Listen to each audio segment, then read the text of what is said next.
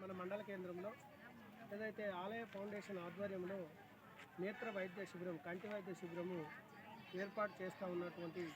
ఆలయ foundation CEO Ramesh అన్న గారు మరియు రామన్న గారు కానీ ఇక్కడ ఉన్నటువంటి ఇన్ఛార్జి సాగర్ గారు ఏదైతే పెద్దలు మధ్యప్రదేశ్ రాష్ట్రంలో ఒక ప్రిన్సిపల్ సెక్రటరీగా పనిచేస్తూ ఉన్నటువంటి మన ప్రాంత వాసులు తక్కళ్ళపల్లి ప్రాంత వాసులు కాబట్టి ఇక్కడ బీద కుటుంబంలో చెందినటువంటి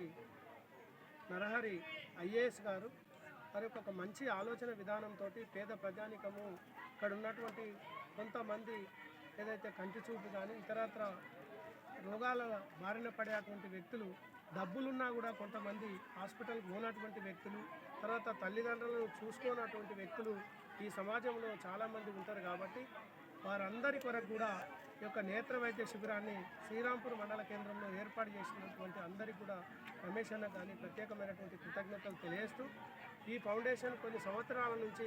వారి యొక్క కార్యక్రమమే కాకుండా ఇతరత్ర అన్ని రంగాల్లో కూడా వారు అనేక రకాల ఈ యొక్క ప్రజానికానికి సేవలు చేస్తూ ఉన్నారు కాబట్టి ఆలయ ఫౌండేషన్ అనేది ఇక రానున్న కాలంలో కింది స్థాయిగా ప్రతి ఒక్క ప్రాంతంలో విస్తరించి ఈ ప్రాంత ప్రజలందరికీ కూడా సేవ చేసేటువంటి కార్యక్రమంలో ముఖ్య భూమిక పోషించుకోవాలని కోరుతా ఉన్నాం.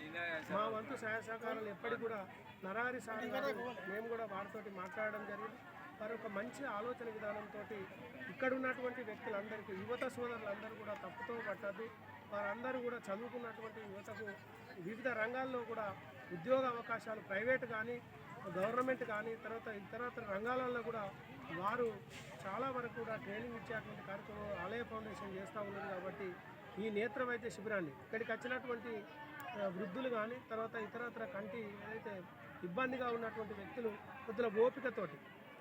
సమన్వయంతో ఈ యొక్క వైద్య శిబిరాన్ని వినియోగించుకోవాలి. తర్వాత వీరి యొక్క ఆలోచన విధానం ఇక్కడ తక్కువ ధరతోటి కూడా 200 నుంచి 400, 500 వరకు కూడా ఇది కంటి అద్దాలు ఇచ్చేటువంటి కార్యక్రమం కూడా చేస్తూ ఉన్నారు. తర్వాత అంతేకాకుండా ఏదైతే డేట్ ఇచ్చిన దాని ప్రకారంగా సుమారు 25 నుంచి 30 వేల ఖర్చు వచ్చేటువంటి ఆపరేషన్ కంటి ఆపరేషన్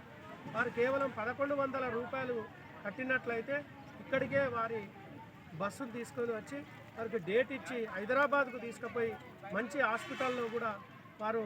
ఆపరేషన్ చేయించేటువంటి కార్యక్రమం ఉంది. తర్వాత అద్దాలు లెన్సెస్ లోపల